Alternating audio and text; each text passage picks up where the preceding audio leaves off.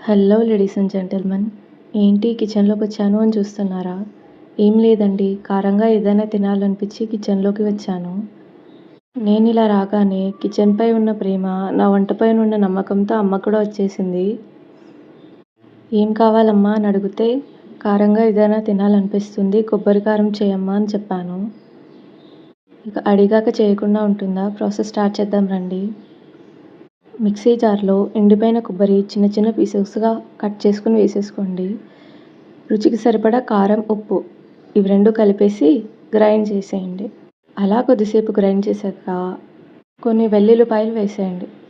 అది కూడా గ్రైండ్ చేసి పక్కన పెట్టుకోండి. ఇక పోపు వేసేద్దామా?